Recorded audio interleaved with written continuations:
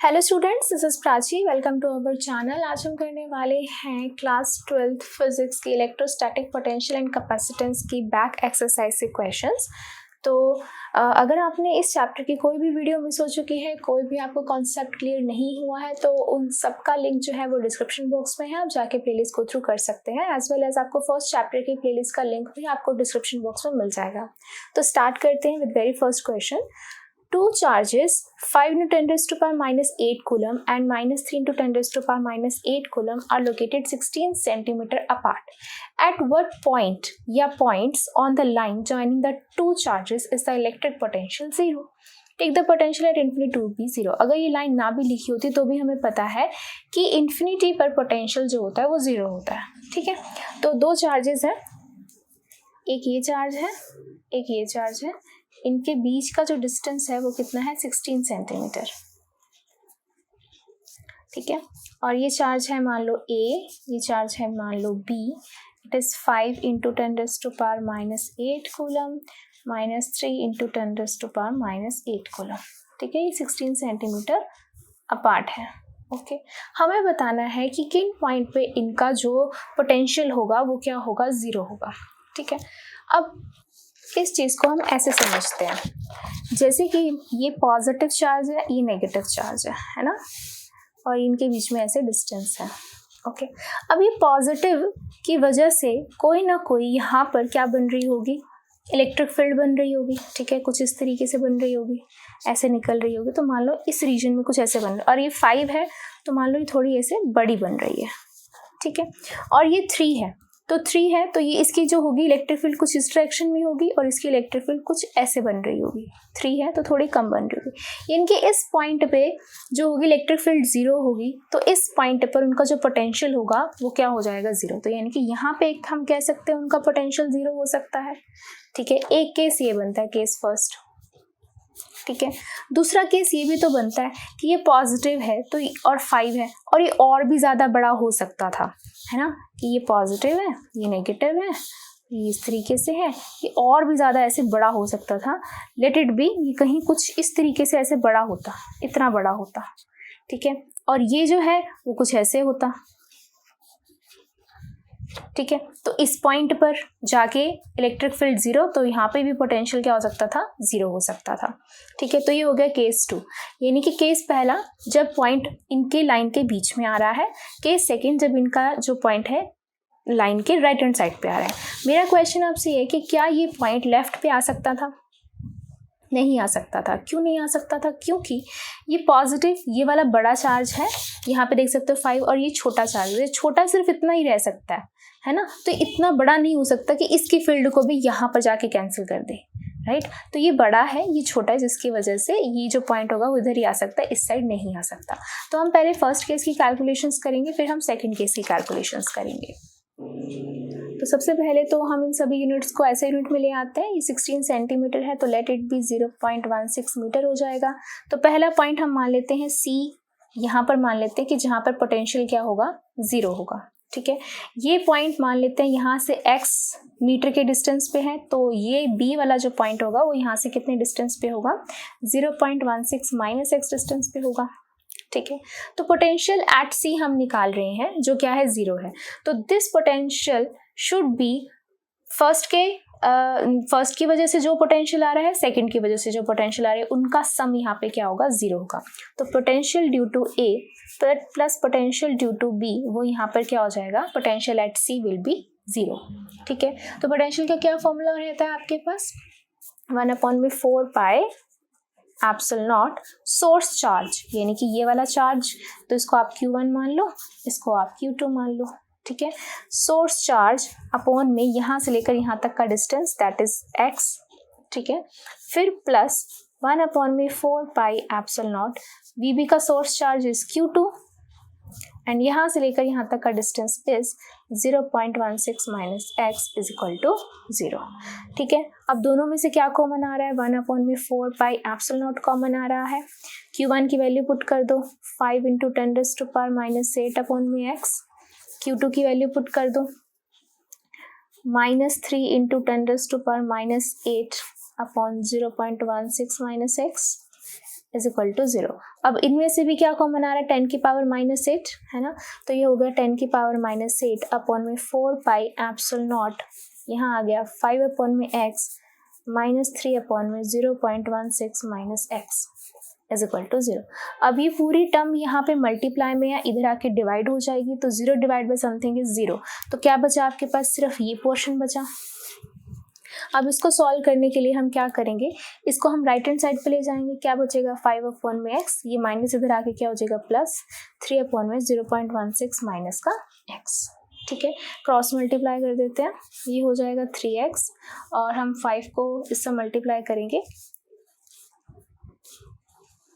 तो 0.80 minus 5x, ये minus इधर आके क्या हो जाएगा प्लस, तो ये हो जाएगा 8x 0.80, ये x कितना आ गया डिवाइड हो जाएगा 0.10 मीटर, आपका क्या आ जाएगा आंसर, ठीक है।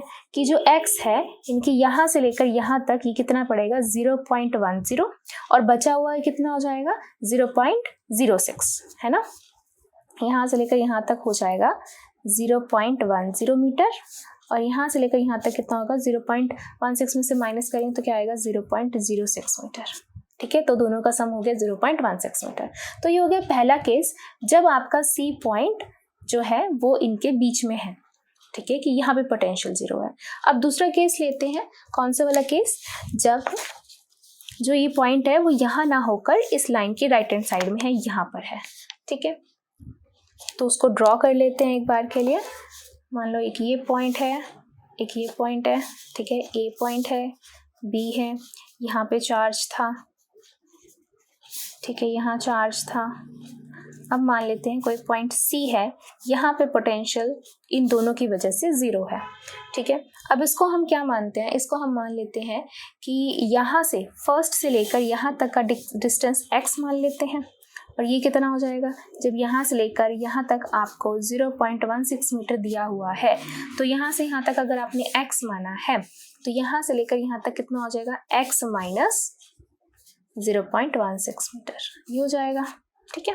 अच्छा, तो अब चलते हैं, potential at C is equal to 0 which is due to potential at A plus potential at B की वजह से, ठीक है। तो फिर से फॉर्मूला लिखेंगे 1/4 pi epsilon naught source charge Q1 ये Q2, तो सोर्स चार्ज अपॉन में यहाँ से लेकर यहाँ तक का distance that is x plus 1/4 pi epsilon naught source charge upon में यहाँ से लेकर यहाँ तक का डिस्टेंस x minus 0.16 is equal to 0।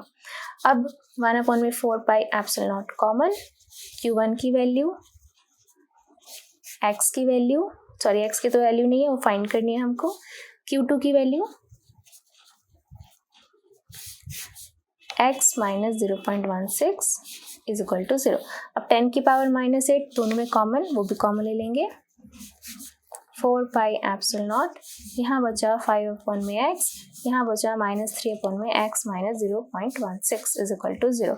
अब ये पूरा का पूरा यहाँ मल्टीप्लाई में इधर आके डिवाइड हो जाएगा, 0 डिवाइड बाई समथिंग इज 0, क्या बचा आपके पास, सिर्फ ये पोर्शन बचा। इसको हम कैसे सॉल्व करेंगे, 5/x इधर और माइनस को हम इक्वल टू के इस साइड ले जाएंगे तो प्लस में हो जाएगा। क्या कर देंगे हम क्रॉस मल्टीप्लाई, ठीक है। जब हम क्रॉस मल्टीप्लाई करेंगे तो हमें क्या मिलेगा 5x minus 0.80 is equal to 3x। अब ये इधर आ जाएगा, माइनस इधर आके प्लस, ये हो गया आपके पास 2x, x आ गया 0.40 मीटर।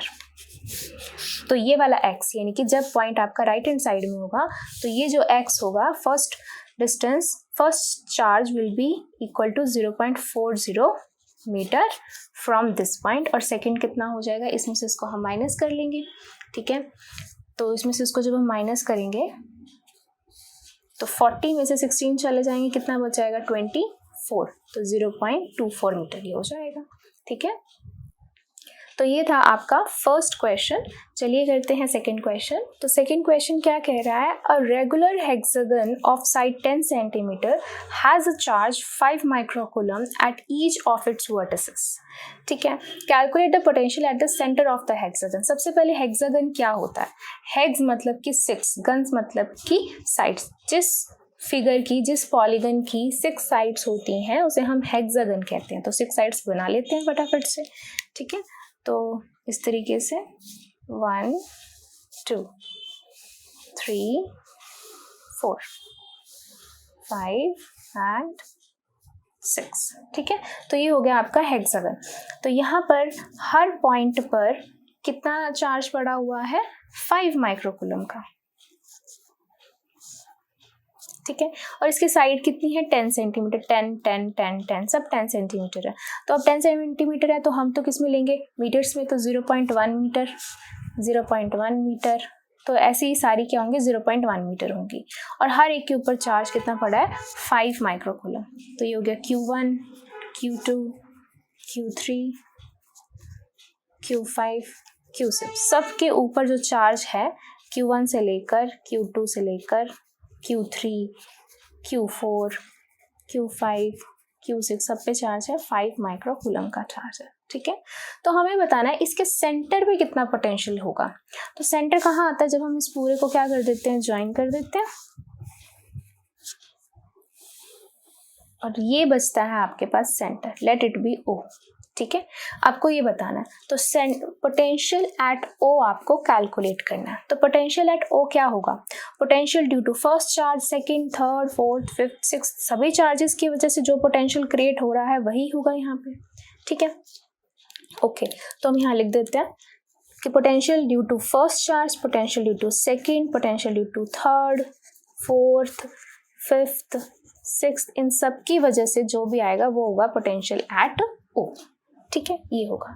अब इन सब में अगर आप एक पोटेंशियल का हम फॉर्मूला देखते हैं तो क्या होता है, 1/4 pi epsilon naught source charge upon में जिस पॉइंट पे हमें निकालना है और जिस चार्ज की वजह से निकालना है उनके बीच का डिस्टेंस, सोर्स चार्ज और जिस पॉइंट पे निकालना होता है पोटेंशियल उसके बीच का डिस्टेंस, ये होता है, ठीक है।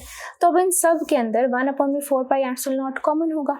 सोर्स चार्ज यानी कि फर्स्ट के लिए Q1, Q2 और सारे के सारे सोर्स चार्ज यहाँ पे सेम है, दैट इज 5 माइक्रोकूलम के हैं, ठीक है। अब देखना हमें ये है कि फर्स्ट चार्ज सेंटर से कितना दूर है, सेकंड कितना दूर है, थर्ड कितना, फोर्थ, फिफ्थ, सिक्स, सभी के सभी इस सेंटर से कितनी दूरी पे हैं, ठीक है।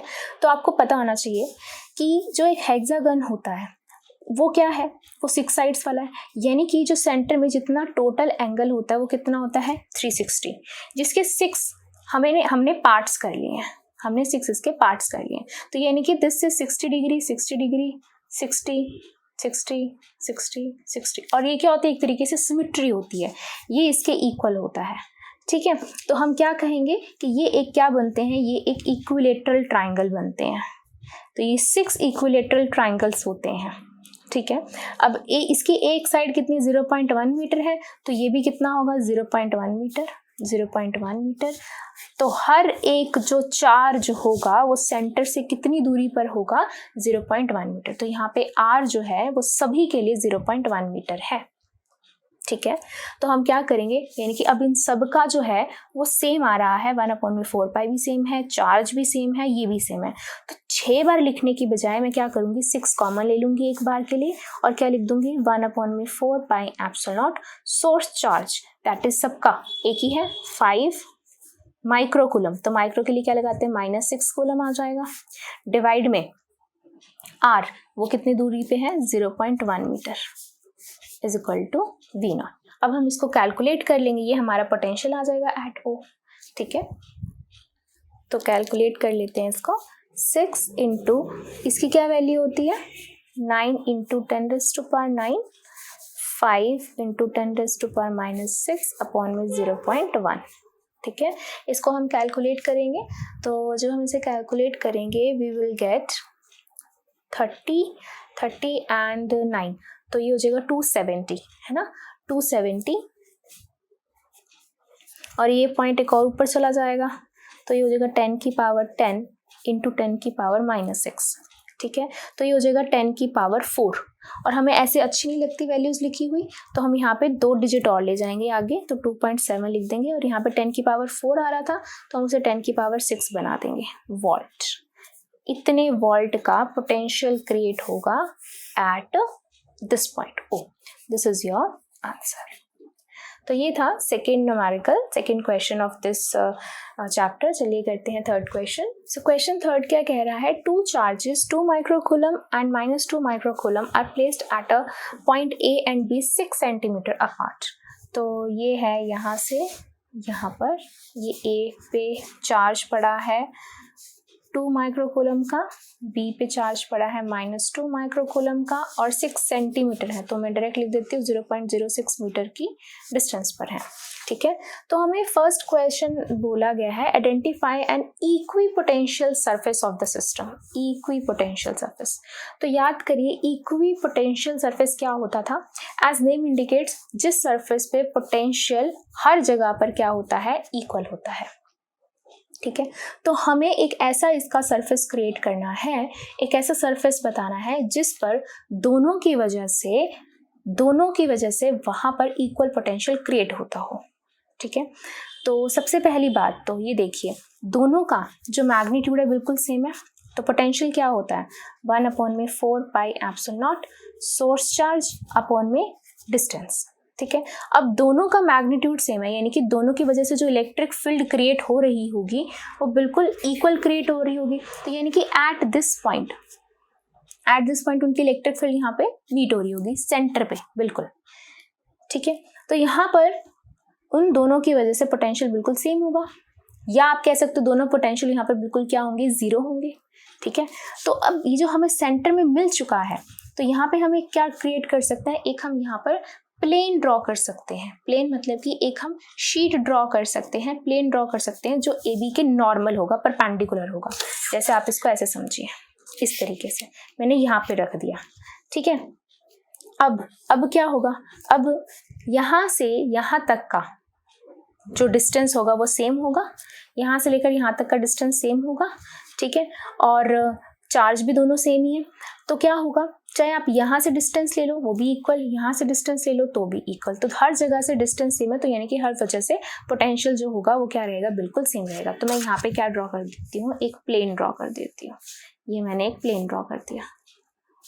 ठीक है, ऑल्सो कितना पोटेंशियल होगा, अगर मैं आपको और इसके बताएं तो कितना पोटेंशियल होगा, तो यहाँ मिड पे पोटेंशियल होगा बिल्कुल 0। क्यों, क्योंकि इसकी वजह से जो इलेक्ट्रिक फील्ड क्रिएट होगी, इसकी वजह से जो इलेक्ट्रिक फील्ड होगी इक्वल एंड ऑपोजिट, तो यहाँ पे क्या हो जाएगा, पोटेंशियल 0 हो जाएगा। ठीक है, ये तो हमने फर्स्ट जो हमने अभी क्वेश्चन किया था उसमें भी तो हमने ऐसे ही कुछ बताया था, उसमें चार्जेस डिफरेंट थे, इसमें चार्जेस बिल्कुल सेम है। तो हम यहाँ पे क्या लिखेंगे, तो हम लिखेंगे equipotential surface will be a plane normal to A B के नॉर्मल होगा, परपेंडिकुलर होगा और passing through its midpoint. और अगर पूछा जाए कितना होगा पोटेंशियल, तो हम कहेंगे यहाँ पर 0 होगा, 0 एवरीवेयर, यानी कि चाहे यहाँ से ले लो, यहाँ से ले लो, यहाँ से, इधर से, हर जगह से क्या रहेगा, इक्वल डिस्टेंस है, दैट्स वाई क्या रहेगा, पोटेंशियल बिल्कुल 0 रहेगा। ठीक है, नेक्स्ट आपसे पूछा गया what is the direction of the electric field at every point on this surface. इस सरफेस पे, इस पूरे सरफेस पे इलेक्ट्रिक फील्ड किस डायरेक्शन में होगी, तो ये पॉजिटिव चार्ज है, ये नेगेटिव चार्ज है, तो ये इलेक्ट्रिक फील्ड ये यहाँ से निकाल रहा है, वो यहाँ से अपने में ऐड कर रहा है, ऐसे इस तरीके से इलेक्ट्रिक फील्ड की डायरेक्शन रहेगी, है ना। तो हम क्या लिखेंगे यहाँ पर इलेक्ट्रिक फील्ड के डायरेक्शन में, the direction of the electric field is normal to the plane, plane के नॉर्मल है, परपेंडिकुलर है। ठीक है, और इसकी क्या डायरेक्शन है, फ्रॉम ए टू बी, यानी कि पॉजिटिव टू नेगेटिव। तो हम लिखेंगे direction of electric field is normal to the plane and from A to B, that is from positive to negative. तो ये था थर्ड क्वेश्चन। चलिए करते हैं नेक्स्ट क्वेश्चन। तो क्वेश्चन 4 क्या कह रहा है, a spherical conductor of radius 12 centimetre has a charge of 1.6 × 10⁻⁻7 coulomb distributed uniformly on it's surface. What is the electric field number 1 inside the sphere, outside the sphere, at a point 18 centimeter from the center of the sphere? तो सबसे पहले एक हम sphere draw कर लेते हैं।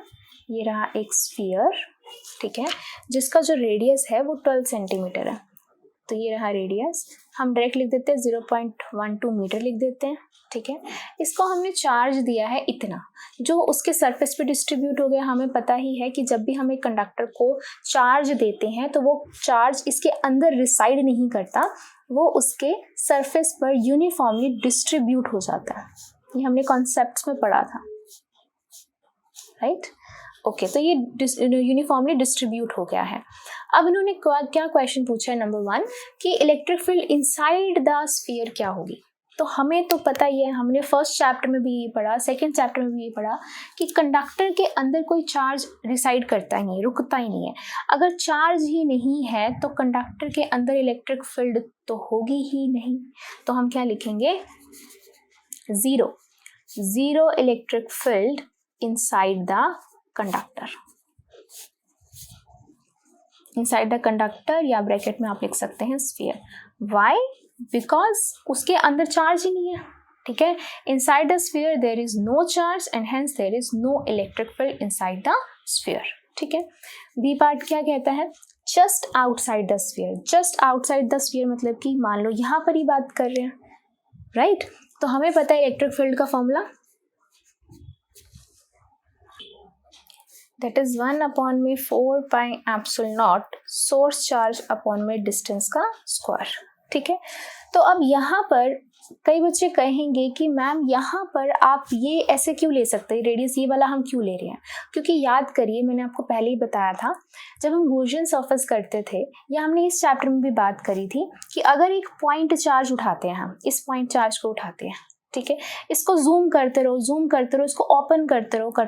तो जब मैं इसको जूम करूंगी ना, तो ये वाली पिक्चर क्रिएट होती है कि एक ऐसा स्फीयर जिसके ऊपर ऐसे ऐसे चार्ज डिस्ट्रीब्यूटेड है। ठीक है, अगर इसको मैं जूम इन करती रहूंगी, जूम आउट करती रहूंगी, ऐसे से वापस छोटा करती रहूंगी, तो ये जो चीज़ है वो इस तरीके से क्रिएट हो जाएगी। समझ में आई? तो ये हो गया एक, मानते हैं यहाँ पर जब हम ऐसे ऑन द हम बात करते हैं या जस्ट आउटसाइड द स्फीयर बात करते हैं, तो वहाँ पे हम एक ऐसी अपनी अजम्पशन मानते हैं कि जो चार्ज है वो सेंटर में पड़ा हुआ है, यही चार्ज जो है वो कॉन्सेंट्रेटेड है किसमें, सेंटर में कॉन्सेंट्रेटेड, ये हम अजम्पशन मानते हैं।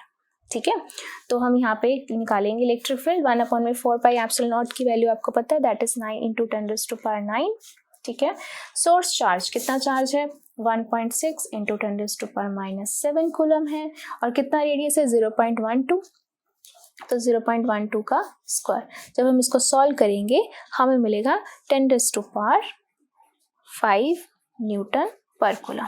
So this is the answer कि इलेक्ट्रिक फील्ड जस्ट आउटसाइड या जस्ट ऑन द स्फीयर कितनी होगी। ठीक है, तो ये था सेकंड पार्ट। अब करते हैं हम थर्ड पार्ट। थर्ड पार्ट क्या कह रहा है, at a point 18 centimetre from the centre of the sphere, centre of the sphere से 18 सेंटीमीटर दूर यहाँ तक। ठीक है, तो अगर ये सेंटर है, मान लो इस पॉइंट पे हमें इलेक्ट्रिक फील्ड निकालनी है, तो ये यहाँ से लेकर यहाँ तक का कितना डिस्टेंस है 0.18 मीटर हो गया। तो बस यही फॉर्मूला लगा देंगे हम, दैट इज 1/4πε0 Q अपॉन में, अब ये हो जाएगा R का स्क्वायर। वैल्यूज पुट कर देते हैं, इसकी वैल्यू क्या आएगी आपके पास 9 × 10⁹ सोर्स चार्ज तो यही है। ठीक है, एंड अब डिस्टेंस कितना है 0.18 का स्क्वायर। तो जब हम इसे कैलकुलेट करेंगे वी विल गेट 4.44 × 10⁴ न्यूटन पर coulomb. This is your answer. तो ये था आपका क्वेश्चन नंबर 4। चलिए करते हैं नेक्स्ट क्वेश्चन। सो क्वेश्चन 2.5 क्या कह रहा है, अ parallel plate capacitor with air between the plates has a capacitance of 8 picofarad. What will be the capacitance if the distance between the plates is reduced by half and space between them is filled with a substance of dielectric constant 6? तो यहाँ पर हमें दो चीज़ें find करनी है। ठीक है, तो सबसे पहले तो हमें क्या देखना है, पहले तो हमें ये देखना है कि पैरेलल प्लेट कैपेसिटर है, उनके बीच का कैपेसिटेंस हमें दे रखा है। ठीक है, फिर हमने देखना है कि उनका जब डिस्टेंस को हम हाफ कर दें, पहली चीज़, और डिस्टेंस को हाफ करने के बाद हमने उसके बीच में एक डाई इलेक्ट्रिक सब्सटेंस भी इंट्रोड्यूस करा दिया। तो दो चीज़ें होने की वजह से अब कैपेसिटेंस कितना होगा। ठीक है, तो याद करते हैं, ये रही पैरेलल प्लेट्स। ठीक है, तो इनिशियली इनके बीच का जो डिस्टेंस था वो d था, राइट, और इनका जो कैपेसिटेंस है वो 8 है। तो जब इस तरीके से होता है, ये एक पैरेलल प्लेट होती है, ठीक है, ये कैपेसिटेंस होता है, इनके बीच का डिस्टेंस a होता है, इनका एरिया a है, डिस्टेंस d है, तो हम नॉर्मल कैपेसिटेंस का फॉर्मूला क्या लिखते थे, हम लिखते थे capacitance is equal to epsilon not a upon में d, ये लिखते थे। ठीक है। और ये हमें कितना दे रखा है, ये हमें दे रखा है 8 पिकोफैरेड, 8 दे रखा है, ठीक है। This is equal to 8 picofarad. अब क्या किया है, अब उन्होंने डिस्टेंस को हाफ कर दिया, यानी कि अब इनको बहुत पास लेके गए हैं, अब डिस्टेंस हाफ हो चुका है, ठीक है। डिस्टेंस हाफ कर दो, तो अब हम जब इसमें डिस्टेंस हाफ करेंगे तो न्यू कैपेसिटर बन जाएगा, तो ये हो जाएगा d/2, 2 ऊपर चला गया, अंदर क्या बच गया, एप्सिलॉन नॉट a अपॉन में d, which is equal to the old capacitor 2 into C, और इसकी क्या वैल्यू थी 8 पिकोफैरेड, तो ये हो गया 8 विच इज 16 पिकोफैरेड, ठीक है। तो हम यहाँ पे देख सकते हैं कि जो कैपेसिटेंस है वो इन्वर्सली प्रोपोर्शनल है डिस्टेंस के, डिस्टेंस कम हुआ तो कैपेसिटेंस हमारा बढ़ गया, ठीक है। तो न्यू कैपेसिटेंस कितना आ गया 16 पिकोफैरेड। अब पहली चीज हो गई है। अब उन्होंने क्या कहा है कि स्पेस भी जो है ना उनके बीच में, वो हमने एक डाइलेक्ट्रिक कांस्टेंट से भर दिया, एक डाइलेक्ट्रिक हमने डाल दिया बीच के अंदर, जिसका डाइलेक्ट्रिक कांस्टेंट था 6। तो याद करिए डाइलेक्ट्रिक कांस्टेंट ऐड होने की वजह से दो चीजें होती थी, दो चीजें। पहली चीज क्या थी कि जो इलेक्ट्रिक फील्ड होती थी ना, इनिशियल इलेक्ट्रिक फील्ड से k टाइम्स रिड्यूस हो जाती थी, जितना भी उसका डाइलेक्ट्रिक कांस्टेंट था। एंड ये तो पहली चीज थी। दूसरी चीज क्या थी कि जो कैपेसिटेंस होता था न्यू वाला, वो ओल्ड कैपेसिटेंस के k टाइम्स इंक्रीज हो जाता था, तो ये हो जाता था मल्टीप्लाई फॉर कैपेसिटेंस, और इलेक्ट्रिक फील्ड के लिए ये हो जाता था रिड्यूस, तो डिवाइड हो जाता था। तो यहाँ हमसे कैपेसिटेंस की बात की गई है, तो हमें पता है कि जो न्यू कैपेसिटेंस होगा will be equals to k times the old capacitance. और यहाँ पे ये न्यू कैपेसिटेंस है। न्यू का मतलब कौन सा है, पहला न्यू आया जब हमने उसका d हाफ कर दिया, तो ये हो गया C डैश, ठीक है। अब ये न्यू दो बार क्यों आया है, क्योंकि अब हमने डाइलेक्ट्रिक भी ऐड करवा दिया, तो ये जो हमने निकाला है ये आएगा यहाँ पर, ठीक है। तो डाइलेक्ट्रिक इंट्रोड्यूस कराने के बाद इक्वल टू किसके इक्वल हो गया, वो dielectric into the old capacitance. Old capacitance इसके लिए ये वाला हो गया, ठीक है। तो इसको हम मल्टीप्लाई कर देते हैं, ये हो जाएगा 6 इंटू 16, 96 पिको फैरेड। ये हो जाएगा न्यू कैपेसिटेंस। न्यू मतलब पहला न्यू जब हमने डिस्टेंस का हाफ कर दिया था, दूसरा न्यू जब हमने डाइलेक्ट्रिक भी ऐड कर दिया था, तो ये दोनों की वजह से कैपेसिटेंस हमारा बढ़ गया, 8 से 96 हो गया। तो दिस इज योर आंसर। तो ये था क्वेश्चन 5। चलिए करते हैं क्वेश्चन 6। सो क्वेश्चन 6 क्या कह रहा है, 3 capacitors each of capacitance 9 picofarad are connected in series, ठीक है। What is the total capacitance of the combination. तो सबसे पहले तो यहाँ पर 3 कैपेसिटर्स हैं, तो ये रहा पहला कैपेसिटर, दूसरा, तीसरा, तीनों को हमने सीरीज में लगा दिया है, ठीक है। ये भी 9 पिकोफैरेड है, 9 पिकोफैरेड है, तो ये है C1, C2, C3। तो पहले तो क्वेश्चन क्या है, what is the total capacitance of the combination. तो हमने यहाँ पर फॉर्मूला पढ़ा था कि जब कैपेसिटर सीरीज में होते हैं तो क्या फॉर्मूला रहता है। तो कई बच्चे यहाँ पे ना 80% बच्चे मिस्टेक करते हैं, वो 10th वाला फॉर्मूला लगा देते हैं रेसिस्टर्स वाला कि सीरीज में है तो C1 + C2 + C3, जबकि मैंने आपको कॉन्सेप्चुअल वीडियो में बताया था ये बिल्कुल याद करने का मेथड अलग है, बिल्कुल ही उल्टा हो जाता है। जो रेसिस्टर्स का फॉर्मूला होता है वो बिल्कुल उल्टा हो जाता है। तो ये सीरीज के लिए इसका फॉर्मूला क्या रहता है, 1/C1, 1/C2, 1/C3, ठीक है। तो जो रेसिस्टर्स का फॉर्मूला पैरेलल का था वो यहाँ पर सीरीज के लिए लगता है, ये याद रखेंगे, ठीक है। तो ये 1 हो गया CS, 1/9, 1/9, 1/9, तो ये हो गया 3/9, कैंसिल होके आ गया 1/3। तो 1/CS is equal to 1/3, cross multiply, ये आ गया आपका 3 पिकोफैरेड। तो ये आपने फाइंड कर लिया total capacitance of the combination. तो नेक्स्ट क्या है, what is the potential difference across the each capacitor if the combination is connected to 120 volt battery. अब इसको हमने 120 वोल्ट बैटरी के साथ कनेक्ट किया हुआ है, 120 वोल्ट बैटरी के साथ, ठीक है। तो हमें पता है कि जैसे हम यहाँ पे देते हैं वोल्टेज, तो यहाँ पे V1 वोल्टेज होगी, यहाँ V2 होगी, यहाँ पर V3 वोल्टेज होगी, तीनों में अलग अलग वोल्टेज होगी, ठीक है। तो वही हमें कैलकुलेट करनी है। तो हमें पता है टोटल वोल्टेज हमें 120 दे रखे, तो V equals to V1, V2 and V3, ठीक है। And also we know that कि capacitance is equal to charge upon में वोल्टेज होती है, ठीक है, पोटेंशियल डिफरेंस होता है। तो यहाँ पे सबका जो C1 C2 C3 है, तीनों का कैपेसिटर बिल्कुल सेम है, 999 है, तो तीनों की कैपेसिटेंस सेम हो गई।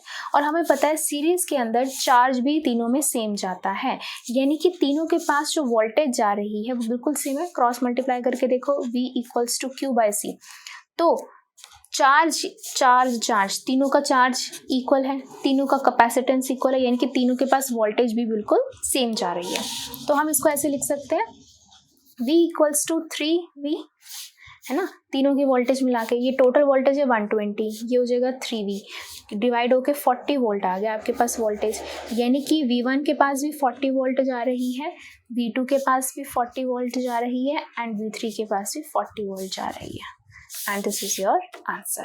ये पोटेंशियल डिफरेंस कितना है हर कैपेसिटर में, 40 40 and 40।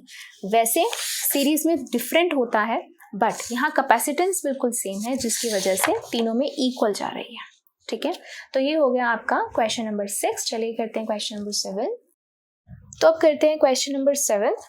3 capacitors of capacitance 2 picofarad, 3 picofarad, 4 picofarad are connected in parallel, ठीक है। तो 3 कैपेसिटर्स हैं, तीनों को हमने पैरेलल लगाया हुआ है। What is the total capacitance of the combination?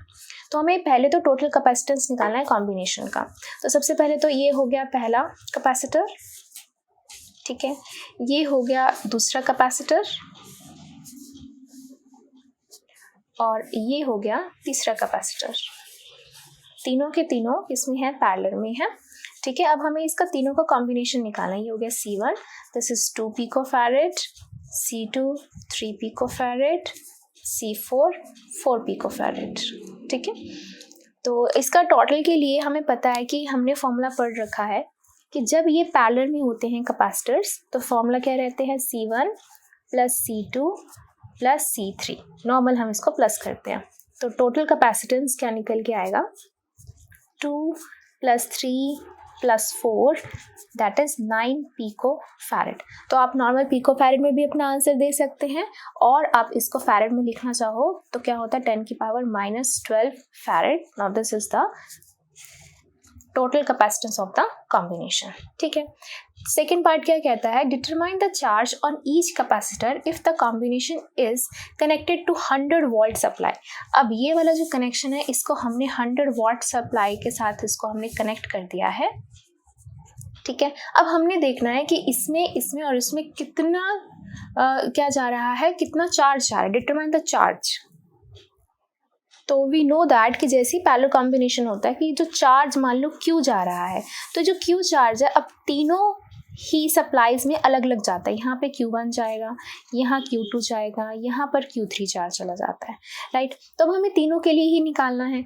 अब हमें फॉर्मूला तो पता है, क्या पता होता है फॉर्मूला, जैसे एक हमने फॉर्मूला लर्न कर रखा है, that is capacitance is equal to charge upon voltage, cross multiply, तो charge is equal to capacitance into voltage, ठीक है। तो अब हमें क्या करना है, Q1 के लिए, Q2 के लिए और Q3 के लिए निकालना है। तो Q1 के लिए क्या हो जाएगा, C1 इंटू V, और वोल्टेज जो होती है वो पैरेलल कनेक्शन में बिल्कुल सेम रहती है, उतनी ही वोल्टेज यहाँ है, उतनी यहाँ, और यहाँ पे वही है, राइट, ओके।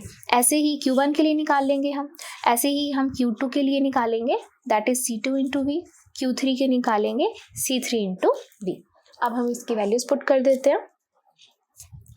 2 पिकोफैरेड है, राइट, तो हम तो जो चार्ज होता है वो कूलम में लेकर आते हैं, तो इसलिए हमें इसको फैरेड में यूज़ करना पड़ेगा, 10 की पावर -12 इंटू वोल्टेज कितनी है, 100 है, ये हो गई 100। तो ये हो जाएगा 10 की पावर 2 और 10 की पावर -12, तो ये हो जाएगा प्लस माइनस माइनस, ये हो जाएगा 2 इंटू 10⁻⁻10, और साथ में लग जाएगा कूलम।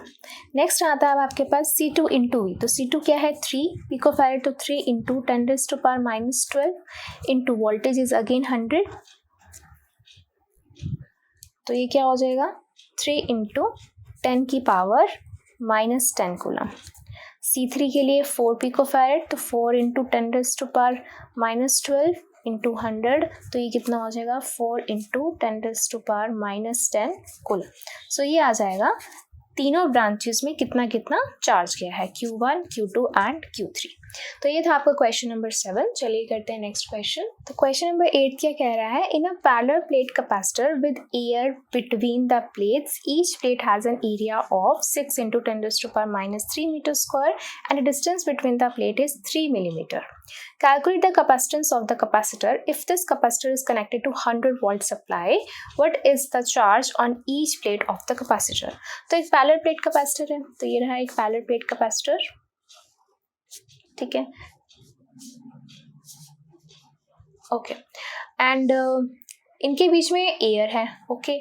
हर एक प्लेट का जो एरिया है ए दे रखा है आपको कितना, 6 × 10⁻³ मीटर स्क्वायर, और इनके बीच का जो डिस्टेंस है वो 3 मिलीमीटर है, ठीक है। तो 3 मिलीमीटर है, तो उसको भी हम मीटर्स में कन्वर्ट कर लेंगे, तो क्या हो जाएगा 3 × 10⁻³ मीटर स्क्वायर, सॉरी मीटर हो जाएगा, मिलीमीटर 10⁻³ मीटर हो गया, right, okay. Calculate the capacitance आपको निकालना है, इसका कैपेसिटेंस निकालना है आपको पहले तो, ओके। उसके बाद if this capacitance is connected what is the charge, चलो पहले यहाँ तक निकालते हैं इसका कैपेसिटेंस, राइट। तो कैपेसिटेंस का हमने फॉर्मूला पढ़ रखा है, क्या पढ़ रखा है, जब हमें एरिया दिया होता है और हमें डिस्टेंस दिया होता है तो हम इसका क्या फॉर्मूला लगाते हैं, डायरेक्ट एप्सिलॉन नॉट A/D, ये हमने फॉर्मूला पढ़ रखा है, that is permittivity of free space, और फ्री स्पेस यहाँ पे क्या है, एयर है, तो एयर वाला हम फॉर्मूला यहाँ पे लगाएंगे, राइट। एयर की हम यहाँ पे परमिटिविटी लिखेंगे और उसके बाद एरिया दे रखा है, डिस्टेंस दे रखा है, ठीक है। तो वैल्यूज पुट कर देते हैं, तो परमिटिविटी का क्या फॉर्मूला, क्या वैल्यू होती है, 8.85 × 10⁻²। कई बच्चे यहाँ पे क्या कंफ्यूजन उनको होता है कि परमिटिविटी देखते ही वो 9 × 10⁻9 लिख देते हैं, वो वैल्यू होती है 1/4πε0 की वैल्यू होती है, याद करना इस चीज़ को, ठीक है। Into area, area is 6 × 10⁻³ divide में डिस्टेंस इज 3 × 10⁻³ तो ये कैंसिल हो जाएगा, ये से कैंसिल हो जाएगा, 2 आ जाएगा, 2 को जब हम इसे मल्टीप्लाई करेंगे वी विल गेट 1.8 × 10⁻11, और ये किसके अंदर आएगा, आप लोगों का आंसर आएगा ये नॉर्मल फैरेड में आएगा, क्योंकि हम कैपेसिटेंस निकाल रहे हैं, ठीक है। और हम इसको किस तरीके से लिख सकते हैं, या तो आप अपना आंसर यहीं छोड़ सकते हैं या पॉइंट क्या उठा के एक यहाँ पे लगा दो, तो ये हो जाएगा 18 10⁻12, तो यहाँ पे डायरेक्ट आप लिख सकते हो पिको फैरेड, आप ऐसे भी इसका अप्रॉक्सीमेटली आंसर दे सकते हैं, ठीक है, ओके। नेक्स्ट आता है अब आपके पास, if the capacitance is connected to 100 volt supply, अब हमने इसको 100 वोल्ट सप्लाई के साथ कनेक्ट कर दिया है, ठीक है।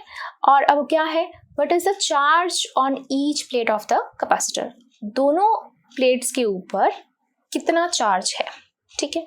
तो हमें पता है C = Q/V होता है, राइट, क्रॉस मल्टीप्लाई कर लेंगे हम, Q = C × V, ठीक है। तो कैपेसिटेंस हमने अभी अभी निकाला था, that is 1.8 × 10⁻11 farad, end voltage कितनी दी है हमने, 100 दी है, तो ये कितना हो जाएगा 10⁻², इसके साथ कैलकुलेट करेंगे तो ये हो जाएगा 10⁻9 कूलम। तो इतना चार्ज ईच कैपेसिटेंस पे होगा, इस पे पॉजिटिव का, इस पे नेगेटिव का, राइट। तो ये था आपका क्वेश्चन नंबर 8। चलिए करते हैं क्वेश्चन नंबर नेक्स्ट 9th। तो अब करते हैं next question 9th। Explain what would happen if in the capacitor given in exercise 2.8 वाली एक्सरसाइज में, यानी कि लास्ट क्वेश्चन में जो कैपेसिटर था उसमें हमने क्या किया, 3 mm थिक माइका शीट जिसका डाइलेक्ट्रिक कांस्टेंट 6 है, उसको अगर हम इंसर्ट कर देते हैं 2 प्लेट्स के अंदर तो क्या होगा। सबसे पहली बात, अगर वोल्टेज को हम देते रहते हैं, दूसरी बात अगर हम उसकी सप्लाई को डिस्कनेक्ट कर देते हैं। तो सबसे पहले तो हम कैपेसिटर्स ड्रॉ कर लेते हैं। तो ये रहा कैपेसिटर प्लेट्स पॉजिटिव वाली, ये हो गई नेगेटिव वाली प्लेट, इसको हमने डायरेक्ट वोल्टेज दे रखी थी। तो वही सर्किट है पूरा का पूरा, ठीक है, जिसमें वोल्टेज थी आपके पास 100 वोल्ट और जो कैपेसिटर था वो था आपका कितना 18 पिकोफैरेड का, ठीक है, ये था। अब इस कैपेसिटर में हमने क्या किया, बीच में एक डाई इलेक्ट्रिक हमने ऐड करा दिया है, ठीक है, जिसकी जो थिकनेस है वो 3 मिलीमीटर की है एंड उसका डाई इलेक्ट्रिक कॉन्स्टेंट जो है वो कितना है 6 है। ओके, आपको बताना कि क्या होगा मतलब सबसे पहले तो हमें कैपेसिटर के बारे में बताना पड़ेगा कि क्या कितना कैपेसिटर चेंज होगा, क्या कैपेसिटेंस में फ़र्क आएगा, फिर क्या हमारी चार्ज में फ़र्क आएगा, राइट। ये सब चीज़ें हमें बतानी पड़ेंगी, ठीक है। तो सबसे पहले जैसे ही हमने कैपेसिटर को में अगर हम एक डाइलेक्ट्रिक कांस्टेंट ऐड करवाते हैं तो वहाँ पे दो चीज़ें होती हैं। पहली चीज़, जो इलेक्ट्रिक फील्ड होती है ना, वो रिड्यूस हो जाती है ना। हमें पता है कि इलेक्ट्रिक फील्ड ऐसी होती है, जबकि जो डाइलेक्ट्रिक्स होते हैं उनकी इलेक्ट्रिक फील्ड की डायरेक्शन ऐसी होती है। तो जो नेट इलेक्ट्रिक फील्ड होती है वो क्या हो जाती है, कम हो जाती है। कितने कम हो जाती है, तो new electric field is equal to the old electric field के टाइम्स रिड्यूस हो जाती है। मान लो अगर पहले 60 की थी, अब 6 का हमने डाइलेक्ट्रिक ऐड करा दे तो 60/6 अब जो होगी वो इलेक्ट्रिक फील्ड 10 की हो जाएगी। ये चीज़ रहती है। एंड सेकेंडली, जो कैपेसिटेंस होता है वो बढ़ जाता है। वो कितने टाइम्स बढ़ जाता है, तो न्यू कैपेसिटेंस हो जाता है ओल्ड कैपेसिटेंस के k टाइम्स, यानी कि k टाइम्स वो बढ़ जाता है, ठीक है। तो जितना डाइलेक्ट्रिक है उसे हमें क्या करना पड़ता है, मल्टीप्लाई करना पड़ता है। तो सबसे पहले तो ये चीज़ हमें पता चल रही है कि ओल्ड कैपेसिटेंस कितना था, 18 पिकोफैरेड का था। अब जो न्यू कैपेसिटेंस होगा वो क्या होगा, ओल्ड कैपेसिटेंस के k टाइम्स हो जाएगा। तो 8 × 6 ये हो जाएगा 108 पिकोफैरेड, या फिर तो ये हो जाएगा 108 पिकोफैरेड। पिकोफैरेड के लिए हम क्या लगाते हैं, 10⁻⁻12 फैरेड, ऐसे भी लिख सकते हैं हम। तो ये तो हो गया कितना कैपेसिटेंस का फर्क पड़ा है। अब अगर हम चार्ज की बात करते हैं तो चार्ज क्या होता है, हमें पता है Q = C × V, राइट। तो C हमारे पास कितना है, 108 × 10⁻12, और वोल्टेज कितनी है, 100 वोल्ट। तो यहाँ से हम इसको जब हम कैलकुलेट करेंगे, ये तो 2 जीरोस खत्म हो जाएंगी, लेकिन हम 2 यहाँ पे भी पॉइंट लेकर आएंगे, तो 1.08 × 10⁻⁻8 कूलम का ये हो जाएगा चार्ज, ठीक है। अब यहाँ पर एक बहुत इंटरेस्टिंग चीज़ है। क्या इंटरेस्टिंग चीज़ है, आप कहेंगे कि वोल्टेज पे फ़र्क क्यों नहीं आएगा, है ना, वोल्टेज पे फ़र्क क्यों नहीं आएगा। देखो, सबसे पहली बात, जो हमने कैपेसिटेंस दे रखा है उससे इलेक्ट्रिक फील्ड, कैपेसिटेंस है, डाइलेक्ट्रिक ऐड हुआ है, तो इलेक्ट्रिक फील्ड हमारी रिड्यूस हो रही है। तो अगर जो इलेक्ट्रिक फील्ड है वो रिड्यूस हो रही है तो वोल्टेज भी तो रिड्यूस होनी चाहिए, है ना। ये हमें पता है, ऐसा होता है कि जहाँ इलेक्ट्रिक फील्ड रिड्यूस होती है वहाँ का पोटेंशियल डिफरेंस भी रिड्यूस होता है। लेकिन यहाँ का पोटेंशियल डिफरेंस रिड्यूस नहीं हो रहा जब तक हमने बैटरी लगा रखी है। क्यों, क्योंकि वो बैटरी से ही मेंटेन्ड हो रहा है। बैटरी तो हम ऑलरेडी हम उसको 100 वोल्ट दे ही जा रहे हैं, तो ये रिड्यूस नहीं हो पा रहा, बेशक इलेक्ट्रिक फील्ड हमारी रिड्यूस हो रही है। अब सेकंड में क्या है, अगर हम सप्लाई को डिस्कनेक्ट कर देते हैं, अब हम सप्लाई डिस्कनेक्ट कर देते हैं, अब पोटेंशियल डिफरेंस में फ़र्क आएगा, क्योंकि हम जो कांस्टेंट उसको 100 वोल्ट दे ही जा रहे थे, जो बैटरी मेंटेन कर रही थी पोटेंशियल डिफरेंस, अब वो बैटरी तो हमने हटा दी, अब पोटेंशियल डिफरेंस में भी फ़र्क आएगा अगर इलेक्ट्रिक फील्ड हमारी रिड्यूस हुई है तो, ठीक है। तो सबसे पहली बात तो हमें पता चल गया कि अगर जैसे ही हमने बैटरी हटाई है, ठीक है, हमने बैटरी हटाई, इलेक्ट्रिक फील्ड तो रिड्यूस हो ही रही थी, अब वोल्टेज भी हमारी रिड्यूस होएगी। तो वोल्टेज कितनी रिड्यूस होगी, जैसे कि हमें पता है electric field k times reduce होती है, तो वोल्टेज भी जो होती है वो k टाइम्स रिड्यूस होती है। तो new voltage will be the old time voltage के k टाइम्स रिड्यूस हो जाएगी। तो 100/6 दैट इज 16.6 वोल्ट हो जाएगी आपकी न्यू वोल्टेज, ठीक है। अगर हम कैपेसिटेंस की बात करते हैं तो कैपेसिटेंस कितना रहेगा, कैपेसिटेंस रहेगा लकीली उतना ही रहेगा जितना पहले केस में था, सेम यही कैपेसिटेंस रहेगा। क्यों, क्योंकि ध्यान से समझिए, अगर हम एक बार टैंक को फिल कर देते हैं पानी से, मान लो हमने टैंक को फिल कर दिया, अब पाइप हमने हटा दिया, तो क्या पानी भी निकल जाएगा, नहीं ना, पानी तो उसके अंदर ही रहेगा। तो यानी कि जब हमने इसको पहले पोटेंशियल दे के हमने इसको चार्ज कर दिया था, अब बैटरी हटा दी, लेकिन अभी भी तो वो चार्ज ही रहेगा, ऐसे थोड़ी चार्ज हटाया चार्ज उसके साथ वापस चला जाएगा, नहीं। तो कैपेसिटेंस तो उतना ही रहेगा जितना चार्ज हो गया। अब कितना चार्ज होगा, अब न्यू पोटेंशियल डिफरेंस है, तो यानी कि चार्ज में भी डिफरेंस आएगा। तो Q = C' × V', ये हो जाएगा। यहाँ पर भी हमने न्यू वाला यूज़ किया था ना, तो ये हो जाएगा ये वाला, ठीक है। तो C' is 108 × 10⁻⁻12 into 16.6, तो ये होगा आपको, जब इसको कैलकुलेट करेंगे यू विल गेट 1.8 × 10⁻⁻9 कूलम्स। तो ये होगा आपका न्यू चार्ज। क्यों, क्योंकि पोटेंशियल डिफरेंस अब चेंज हो जाएगा, क्योंकि हमने बैटरी हटा दी तो पोटेंशियल डिफरेंस में फ़र्क आएगा। तो ये था आपका क्वेश्चन नंबर 9। चलिए करते हैं question number 10। So question number 10 क्या कह रहा है, a 12 picofarad capacitor is connected to a 50 volt battery, how much electrostatic energy is stored in the capacitance. तो वैसे तो हमें पता है energy stored in a capacitance जो होती है, फॉर्मूला हमने पढ़ा था लास्ट वीडियो में, that is half CV square होता है। कहीं कैपेसिटेंस भी है, वोल्टेज भी डायरेक्ट हम लगा सकते हैं, लेकिन हमें ना, हम बड़े हो चुके हैं, हमें ऐसे अच्छा नहीं लगता। हम क्या करते हैं, हम सर्किट बना देते हैं एक बार के लिए कि ये रहा कैपेसिटेंस C जिसका है 12 पिकोफैराड है। थोड़ा सा अच्छा लगता है, टेक्निकली अच्छा लगता है, दिखने में अच्छा लगता है, टीचर को लगता है बच्चे को नॉलेज है, राइट। तो एक सर्किट बना दिया करो। तो ये हो गया इस तरीके से चार्ज, ठीक है। इसको हमने कनेक्ट करा है 50 वोल्ट बैटरी के साथ, तो ये हमने लगा दी 50 वोल्ट बैटरी। ओके, बस ये बनाने की देर है, और तो कुछ भी नहीं है। वैल्यूज पुट कर दो यहाँ पर। 1/2 कैपेसिटेंस इज 12 पिकोफैराड, तो 12 पिकोफैराड के लिए 10 की पावर -12 फैराड हो जाएगा। V स्क्वायर 50 का स्क्वायर 50 × 50, ठीक है, कैंसिल कर दिया, 6 आ गया।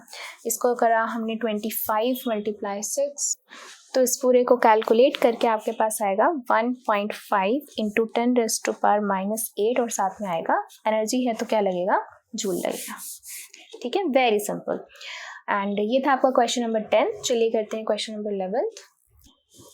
सो क्वेश्चन नंबर 11 क्या कह रहा है, अ 600 picofarad capacitor is charged bye 200 volt supply, it is then disconnected from the supply and is connected to the another charged 600 picofarad capacitor, how much electrostatic energy is lost in the process। तो सबसे पहले तो हम एक capacitor draw कर लेते हैं।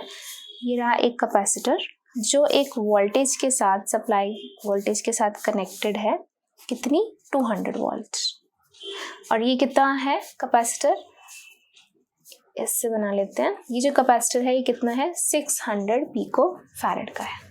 Okay, ये यहाँ से ऐसे चार्ज हो रहा है।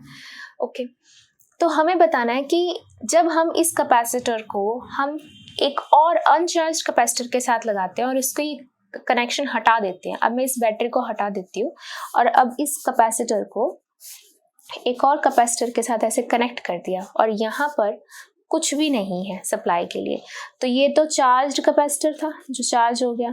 अब हमने एक अनचार्ज्ड के साथ, ये मान लो C1 है, ये मान लो C2, अनचार्ज्ड के साथ हमने इसको कनेक्ट कर दिया, ठीक है। तो इस प्रोसेस में कितनी एनर्जी लॉस होगी, ठीक है, कि हमने ये बैटरी हटा दी और इसके साथ एक और कैपेसिटर लाके रख दिया, ठीक है। तो पहले जितनी एनर्जी थी अब कितनी एनर्जी हो जाएगी, कितना एनर्जी लॉस होगा। तो हमें पता है एनर्जी लॉस का क्या मतलब होता है। एनर्जी लॉस का मतलब क्या होगा, या एनर्जी लॉस या एनर्जी गेन, लॉस की तो अलग बात है, या गेन जो भी होता है, क्या होता है, final energy minus initial energy, यही होती है। मैं यू लिखूंगी यहाँ पर, क्यों, क्योंकि हमें पता है कि जब भी हम पोटेंशियल देते हैं तो जो कैपेसिटर के अंदर जो एनर्जी स्टोर होती है वो किस फॉर्म में एनर्जी स्टोर होती है, पोटेंशियल एनर्जी के फॉर्म में एनर्जी स्टोर होती है, ठीक है। तो ये हो गई इनिशियल, ये हो गई फाइनल, ठीक है। तो इनिशियल हम एनर्जी निकाल लेते हैं। क्या होता है एनर्जी का फॉर्मूला, 1/2 CV स्क्वायर। तो 1/2 कैपेसिटर भी है, 600 पिकोफैराड है, ठीक है, वोल्टेज भी है 200 × 200। इसको इससे हमने कैंसिल कर दिया, ये 2 4 6 0 हो गई, ठीक है, और ये 10 की पावर -12 हो गया। तो 6 zeros हो जाएंगे, ये कैंसिल हो जाएगा, और यहाँ क्या बचेगा, 6 2 = 12, एक तो 12 आ गया, और यहाँ होगी 10 की पावर -6, एनर्जी के लिए क्या लग जाएगा, जूल। तो ये हो गई इनिशियल एनर्जी, ठीक है। अब हम निकालते हैं फाइनल एनर्जी। फाइनल एनर्जी का मतलब क्या है कि जैसे हमने अब ये तो चार्ज हो गया था, अब हमने बैटरी हटा दी, अभी भी तो ये चार्ज ही है, अभी भी ये चार्ज है। तो अब जैसे इस चार्ज के साथ मैंने एक अनचार्ज रख दिया, तो अब क्या होगा, ये धीरे धीरे इसको चार्ज करना शुरू कर देगा, है ना। जैसे चार्ज करना शुरू कर देगा तो कितनी एनर्जी लूज करेगा, ये पूरा सिस्टम जो है वो कितनी एनर्जी लूज करेगा इस प्रोसेस के अंदर।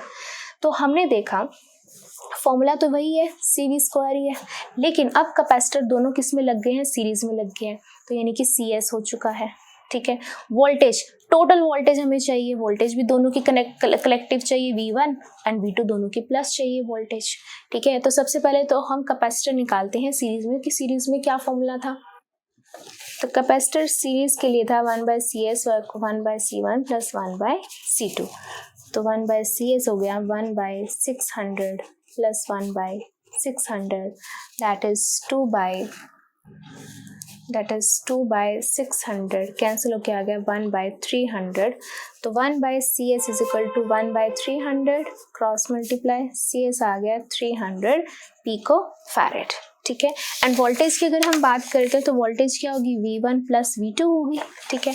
तो इसके पास तो वोल्टेज कितनी थी 200, अभी तक वो उतने पे ही चार्ज है, लेकिन इसको तो हमने क्या किया, अनचार्ज था और इसको तो हमने ऐसे ही रख दिया था इसके साथ, फिर तो कोई वोल्टेज नहीं दी थी। तो यानी कि जो इसकी इनिशियल वोल्टेज थी तो V1 की तो 200 ही थी, दूसरों को तो हमने दी ही नहीं थी, तो टोटल कितनी हो गई वोल्टेज 200 वोल्ट।